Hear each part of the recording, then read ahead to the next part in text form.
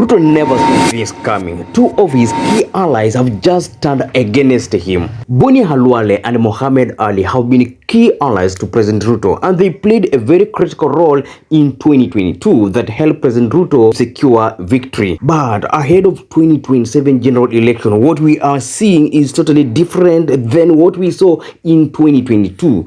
These people, or these two guys, that is Mohammed Ali and Boni Khalwale, are getting into new alliances that want to challenge President Ruto in 2027. But what really happened? I understand that in politics there are no permanent enemies and there are no permanent friends. That is commonplace. That is common sense, right? In politics, marriages of convenience are so common because people are keen on surviving or ensuring that they stay in power. Because of that, they have sometimes to work with people that they totally disagree with, as long as they stay in power. And we've seen it that Boni Khalwale and Mohammed Ali at some point disagreed with President Ruto completely, but later these people close ranks and work together. But again, as 2027 general election draws closer, this is how Boni Khalwale feels.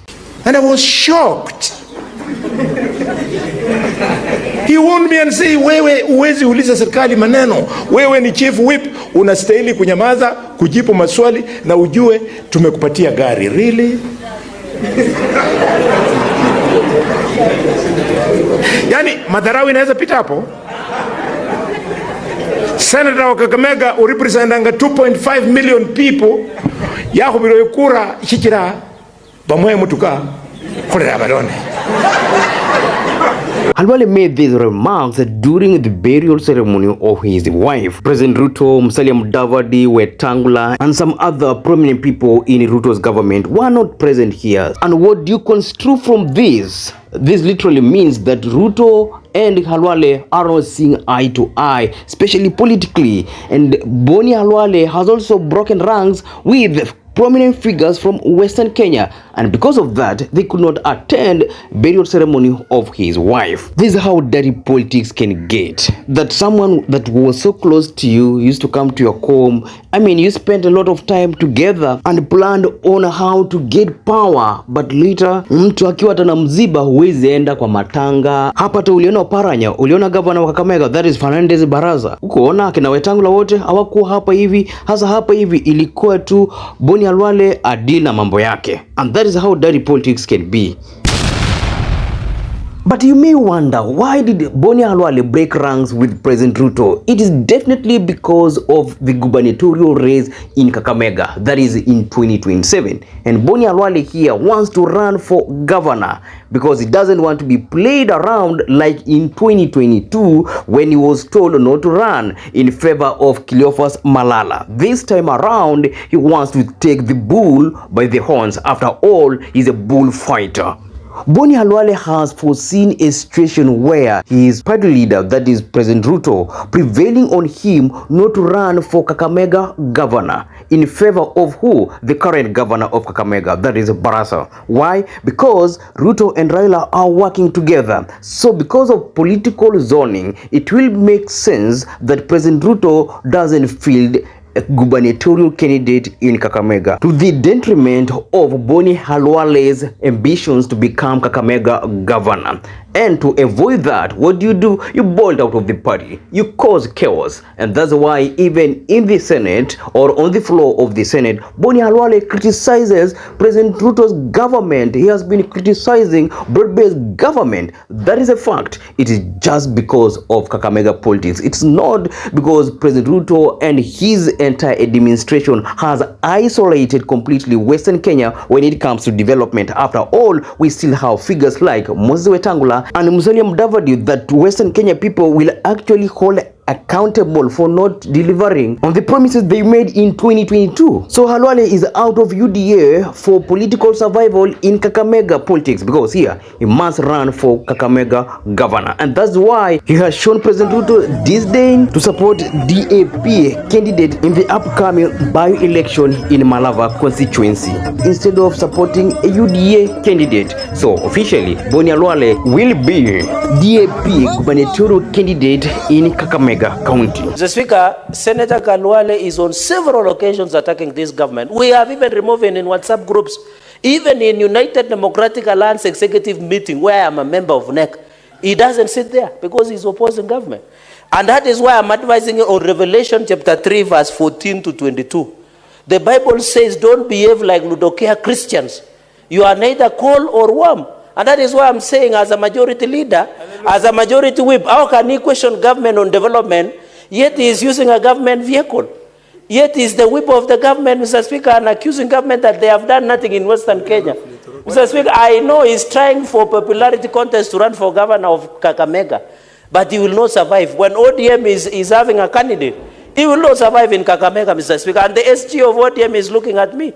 Because the current governor of Kakamega is a member, distinguished member of ODM, Mr. Speaker. So, Mr. Speaker, I want to advise, I am not a small man, Boni Khalwale. The fact that I was elected by the great people of Nandi to be the senator, not only as the first senator, I am enjoying my 2 terms, Mr. Speaker.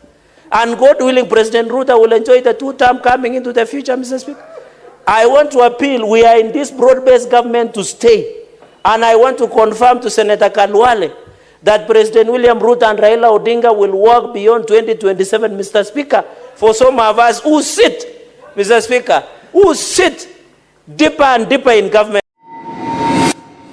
For Mohammed Ali, aka Jicho Pevu, the reason is simple. President Ruto's current alliance is something that makes Mohammed Ali completely uncomfortable because President Ruto has brought in the likes of Joho, the likes of Hassan Omar, people he disagrees with on various issues. And because of that, what does he have to do? He has to look for an alliance that favors his political survival, particularly here in Mombasa. And also remember, these leadership wrangles in UDA to some extent made things a little bit difficult for Mohammed Ali. Mohammed Ali wanted to be recognized in UDA leadership here in Mombasa or generally in the coastal region, but that has not worked in his favor. And because of that, then he has to work with the likes of Kalonzo and Rigiji. And this is what Mohammed Ali said when he met with Rigiji and Kalonzo. Some things are better left unannounced because they are meant to be discovered. Happy to be sipping tea in the company of great wise men.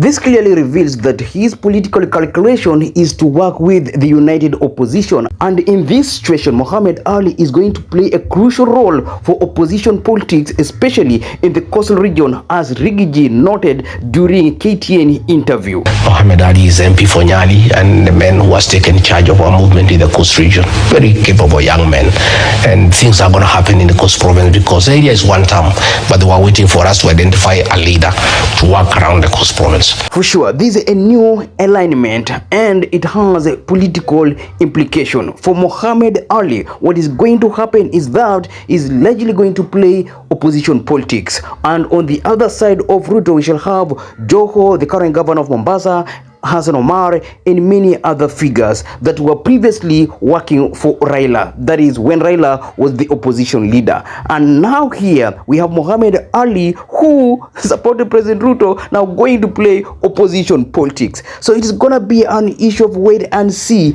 if Mohammed Ali can pull figures for the opposition in the coastal region. For President Ruto, he may not be completely worried because he has Joho, the current governor of Mombasa, Hassan Omar, Raila Odinga, and others. For the opposition, it is a win because previously they did not have such a strong figure on their side, especially in the coastal region. Besides, the departure of Boni Khalwale makes it a little bit uncomfortable for President Ruto because of the key role Khalwale played in his Western Kenya politics, as Khalwale mentions in this video. I am the one who brought William Ruto in the Luo Nation. The first meeting was in this hall.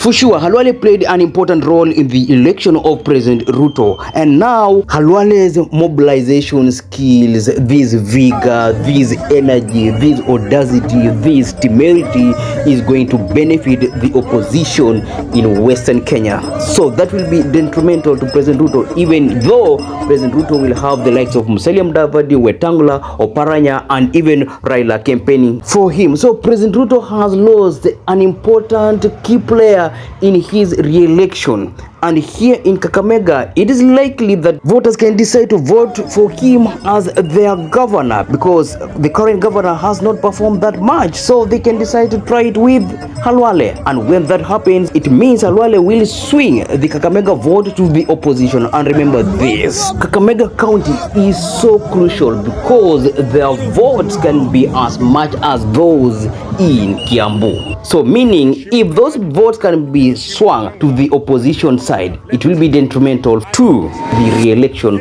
of President Ruto. So generally, what do you think about the current political realignments where we have Khalwale and Mohammed Ali quitting UDA for the opposition parties?